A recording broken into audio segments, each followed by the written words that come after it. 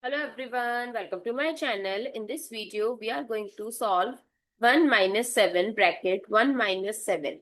This looks simple, still many people fail to solve because they solve it 1 minus 7 as 6 and 1 minus 7 and 6. And negative 6 and negative 6 give positive 36, which is the wrong answer. Yes, you heard it right.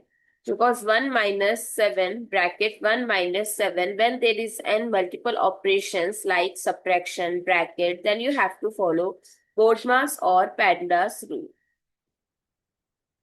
As per this rule, first we have to solve the brackets or parenthesis.